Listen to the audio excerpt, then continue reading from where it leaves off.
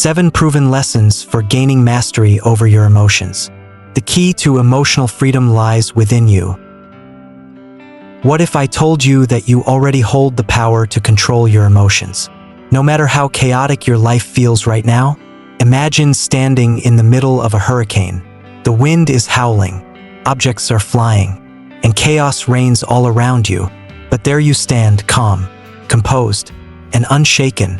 This isn't just a fantasy. It's a reality you can create for yourself. And in the next few minutes, I'm going to share 7 proven lessons for gaining mastery over your emotions. Lessons that have stood the test of time for thousands of years. But first, let me ask you a question. What controls you more, your emotions or your values? Let's start with a story. Picture Marcus Aurelius, one of the most powerful men in history, a Roman emperor, sitting by the dim light of a candle, scribbling in his journal. Outside, war rages, political conspiracies loom, and yet, his mind is as calm as still water. In those moments, he was writing the words that would become meditations, a guide to mastering emotions and living a virtuous life. What makes this story so compelling is not that Marcus was an emperor, but that he was a human being just like us. He faced anger, fear, grief, and self-doubt, but he didn't let them control him. How? He practiced the art of Stoicism, a philosophy that teaches us to focus on what we can control and let go of what we cannot. And here's the thing. Mastering your emotions doesn't mean suppressing them. It means understanding them, channeling them, and using them to your advantage. It's about transforming chaos into clarity, fear into courage, and pain into wisdom. Lesson 1. Understand the dichotomy of control. Let's break it down. Every situation you face has 2 components: things you can control and things you cannot. The Stoics believe that by focusing only on what's within your control, your thoughts, actions, and responses, you gain freedom from unnecessary suffering. Think about the last time you got angry or anxious. Was it because of something outside your control? Maybe someone insulted you, or plans fell apart. But did your emotional reaction change the outcome? Here's a challenge for you. The next time you feel overwhelmed, pause and ask yourself, is this within my control? If it's not, let it go. If it is, take deliberate action. Lesson 2. Reframe adversity as opportunity. Imagine you're stuck in traffic, running late for an important meeting. Most people would let frustration take over. But what if you saw this as an opportunity to practice patience? Adversity, as the Stoics believed, is like a blacksmith's forge. It tempers and strengthens you. Marcus Aurelius wrote, "The impediment to action advances action. What stands in the way becomes the way." Here's a deeper question to ponder. What if the greatest obstacles in your life are actually your greatest teachers? Lesson 3. Detach from the outcome. We often tie our happiness to results, a promotion, a relationship, or a goal. But what happens when things don't go as planned? The Stoics taught that true freedom comes from doing your best and accepting the outcome without attachment. It's not about giving up. It's about finding peace in the effort itself. Think of an archer. They can control their aim, their stance, and their focus. But once the arrow leaves the bow, the outcome is no longer in their hands. Whether the arrow hits or misses, the archer remains calm. Can you say the same for yourself? Lesson 4.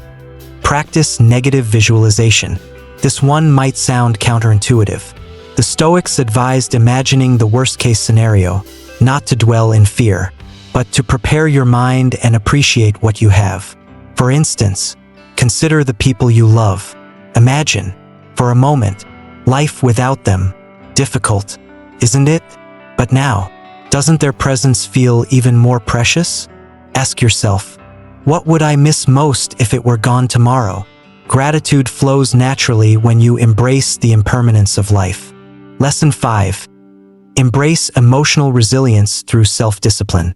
Here's a modern-day example. Think of a Navy SEAL in training. They endure grueling conditions, pushing their bodies and minds to the limit. Why? To build resilience. You don't need to join the military to practice this. Emotional resilience is like a muscle. You strengthen it by facing discomfort intentionally. For example, the next time you're tempted to complain, hold your tongue. If someone criticizes you unfairly, respond with silence. These small acts of discipline build an unshakable core. Lesson 6. Find peace in the present moment. Anxiety lives in the future. Regret lives in the past. But peace? It exists only in the present.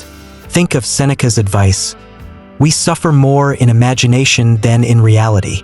How often do we let our minds spiral into what-if scenarios? And yet, when we focus fully on the now, those worries lose their grip. Try this. Take a deep breath. Feel the air fill your lungs. Right now, in this very moment, nothing is missing. Lesson 7. Live by your values, not your emotions. Here's the ultimate question. Who do you want to be? Your emotions are fleeting. They rise and fall like waves. But your values are the steady anchor that guides your ship. Define them clearly. Maybe it's courage, kindness, or integrity. Whatever they are, let them be your compass. The next time you feel anger bubbling up, ask yourself, does this align with my values? If not, let it pass. When you live this way, your emotions become tools, not masters. Now, as we close this first part, I leave you with a challenge. Can you commit to mastering one of these lessons this week? Not all 7, just one. Take it, practice it, and see how it transforms your life. Stay tuned for the next part, where we'll explore the profound stories and real-life applications of these lessons, including insights from both ancient Stoics and modern practitioners. The stories that will change how you see your emotions forever. Let's take a deeper dive into the lessons you've just heard. But this time, we'll breathe life into them with stories.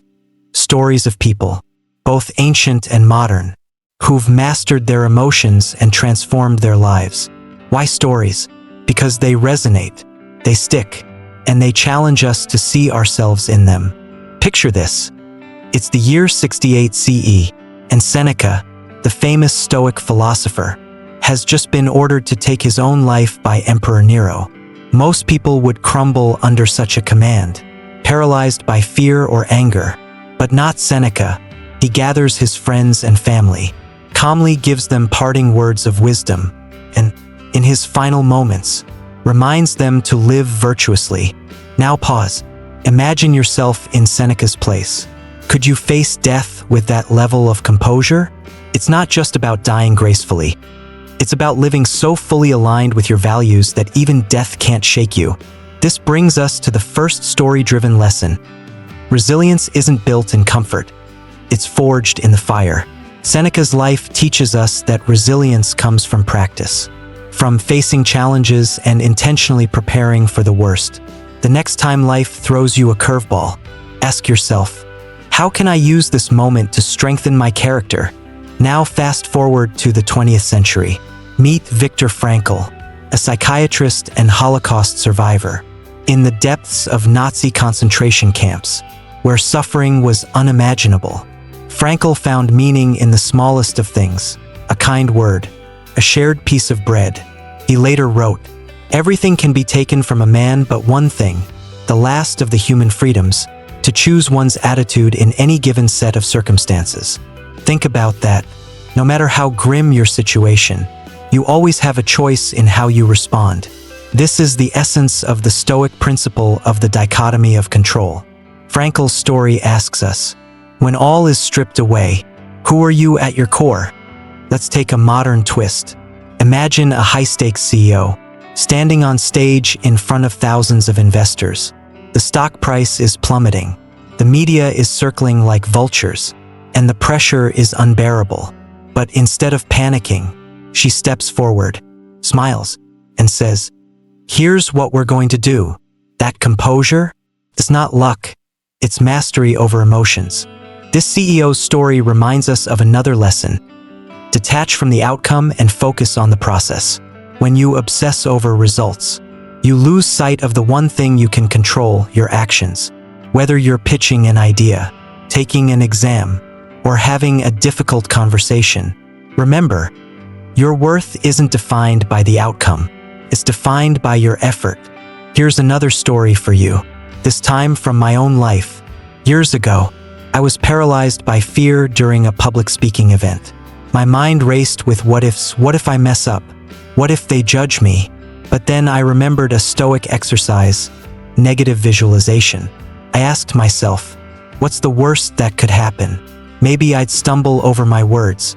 Maybe someone would laugh. But would it end my life? No. That realization was like a switch.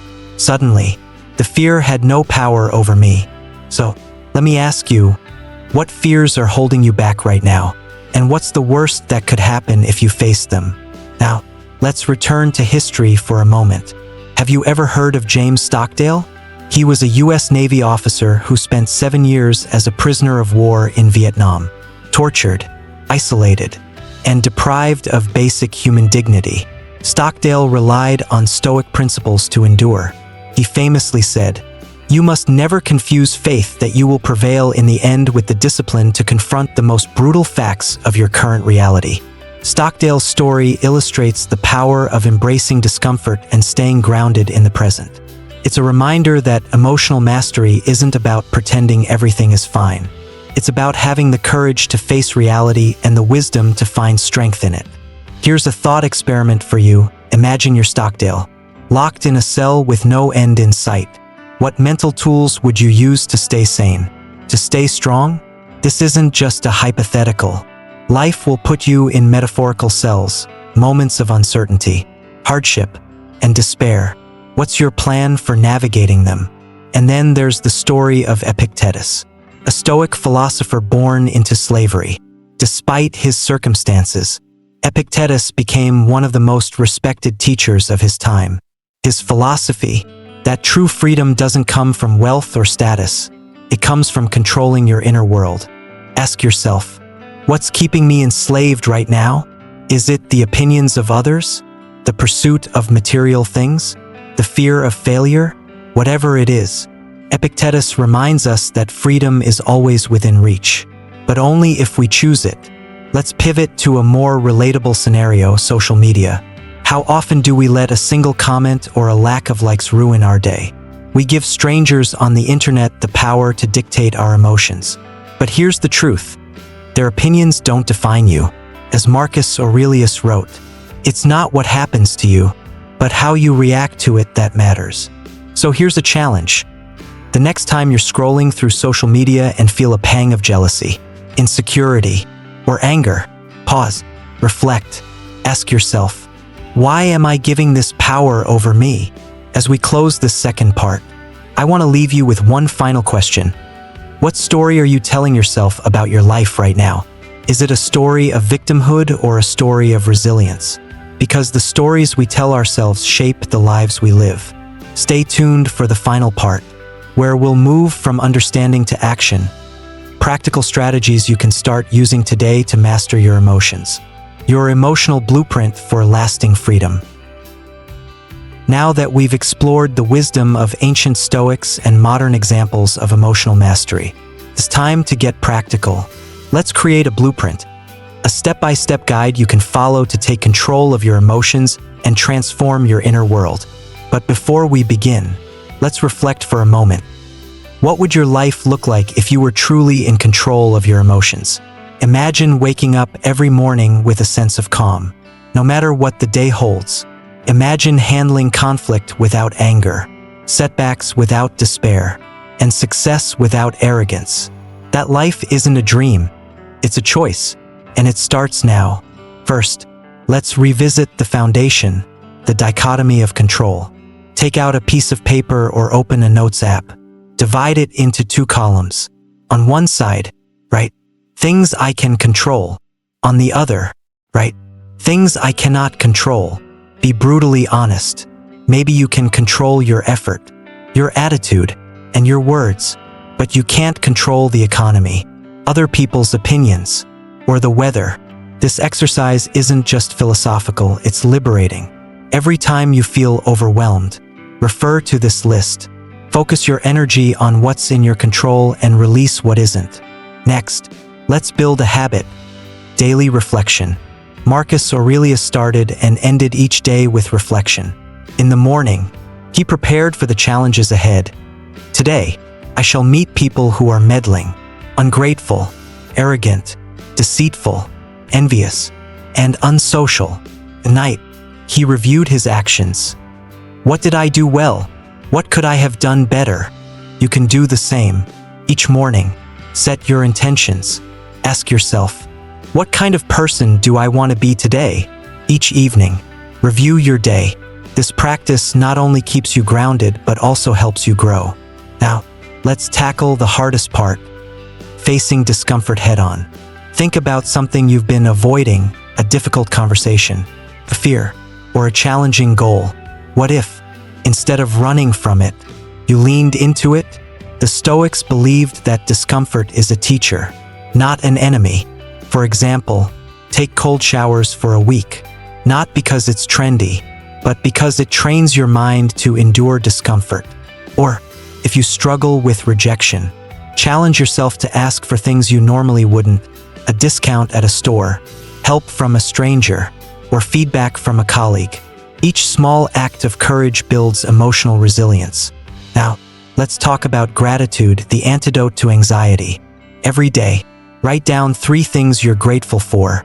But here's the catch: don't repeat yourself. This forces you to look deeper and appreciate the small, often overlooked joys in life. Think of Epictetus' words. He is a wise man who does not grieve for the things which he has not, but rejoices for those which he has. Gratitude shifts your focus from what's missing to what's present. And that simple shift can change everything. Another powerful tool, meditation. You don't need to sit on a mountaintop to meditate. Start with 2 minutes a day.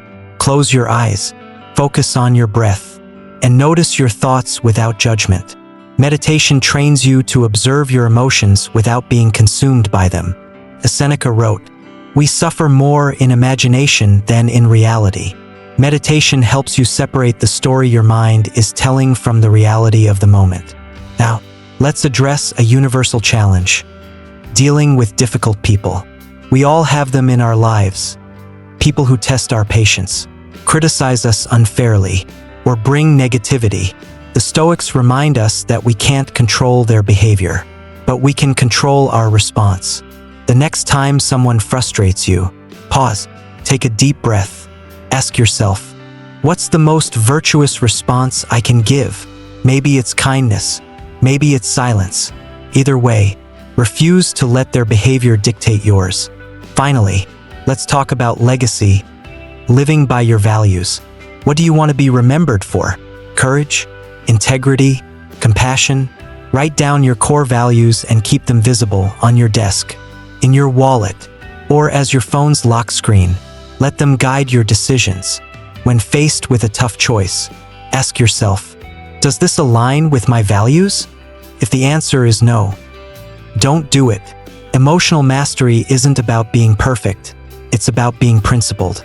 Before we close, let me ask you one final question.